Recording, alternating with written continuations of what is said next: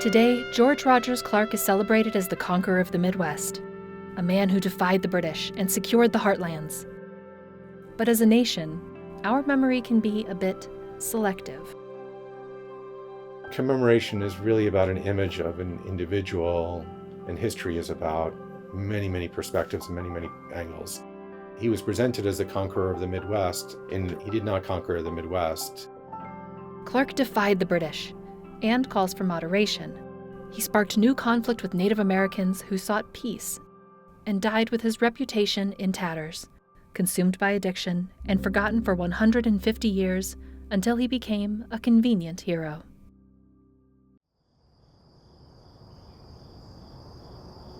George Rogers Clark was asked to come to the Midwest, including to Indiana during the American Revolution, in order to secure forts, really, not land, not territory, but forts for the rebel cause. Clark spent his first several months in the Midwest conquering forts across present-day Illinois and Kentucky. To strengthen control of the land in the area, Clark sent out his close friend, Father Pierre Gibault, to collect pledges of loyalty to the patriot cause from the villages. Suddenly, an unassuming trading post was thrust into the war for the heartlands. That's what Vincennes was. It was just this place really in the middle of nowhere. It was very isolated and there wasn't much around it, but this was where the fur traders radiated and where native peoples came. Vincennes was far removed from the worst of the conflict, without any significant fortifications but massive strategic benefit, thanks to the many tribes who came to trade there. It was also deep within the lands of the Miami tribe, and home to the Piankashaw chief, Young Tobacco. Young Tobacco sought to ally himself with the American cause, and helped broker peace between Clark's men and the tribes of Indiana and Illinois. The Miami did try and play mediators a lot. We really didn't want to go to war with the British or the Americans, and oftentimes we would try and play that middle ground. It didn't work, obviously, but, during their lifetimes, it might seem like it did. In the late 1700s, the British controlled the province of Quebec from Fort Lernoult in present-day Detroit. From Fort Lernoult, British Governor Henry Hamilton forged alliances with native tribes. To thwart patriot ambitions in the region, Hamilton was ordered to send out his allies to raid settlements. He was a notorious figure among settlers as someone who hired and recruited native peoples to kill, to gather scalps, basically. Seeing Clark's push up the Wabash and alliance with the Piankashaw as a threat to British control in the West, Henry Hamilton left Detroit and made for Vincennes, entering the town in the winter and immediately beginning to build up the aging Fort Sackville into a major base of British power. With the dense woodlands of Indiana and Illinois blanketed in snow, Hamilton would have all winter to expand and reinforce Fort Sackville. The fatal flaw in Hamilton's plan? Assuming George Rogers Clark was willing to wait.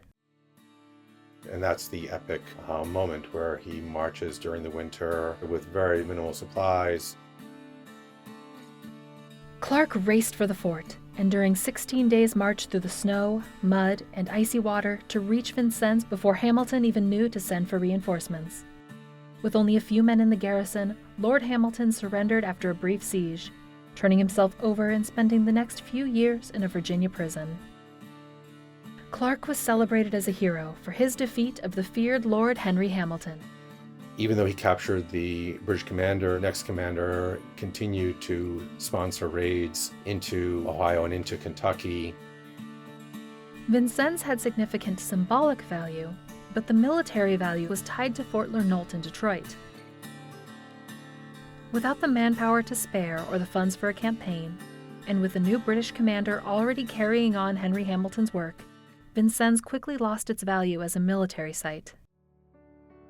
As for George Rogers Clark, his decades of military service were drawing to a humiliating close. Misread things, and we made some serious missteps that cost him his reputation. He had an image of his younger man self, and as he was approaching middle age, his younger man self was gone. And that was very hard, I think, for him. He resorted to serious consumption of alcohol and a lot of resentment that just lodged deep within him. But even as the Revolutionary War ended, the battle for land in the West only intensified. It starts pretty much in 1783 when the British cede their claims that they got from the French, who didn't get it from anyone.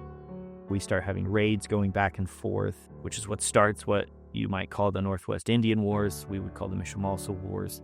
That's what kind of sparks that, is their need for land to sell to pay off all their war debts.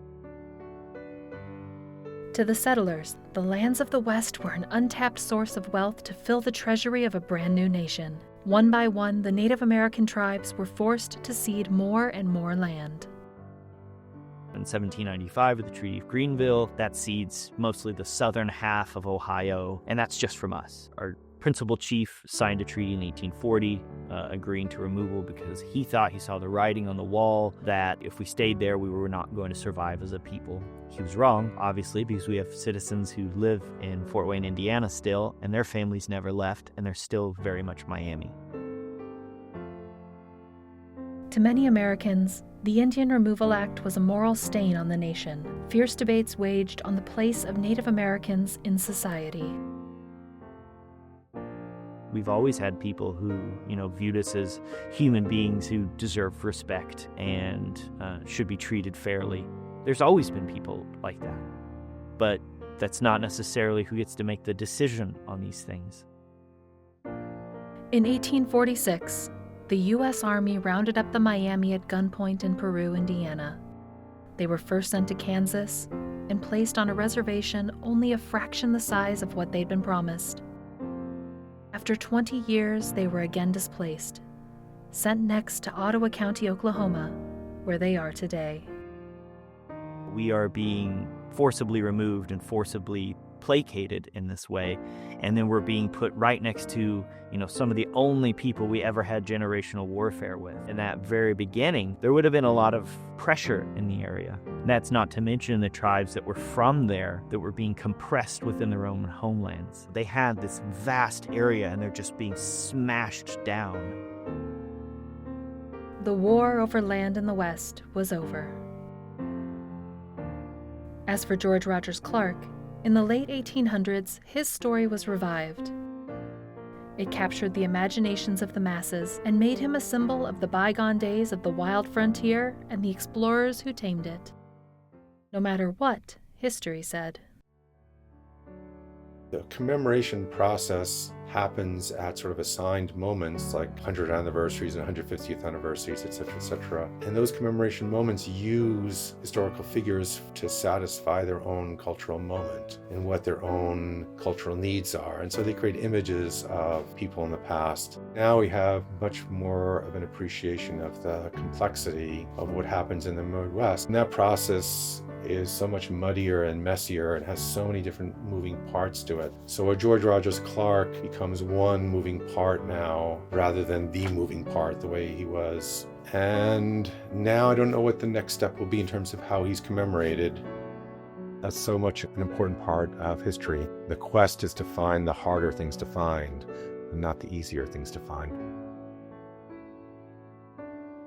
Funding for this video was made in part by a community engagement grant around the American Revolution, a film by Ken Burns, Sarah Botstein, and David Schmidt.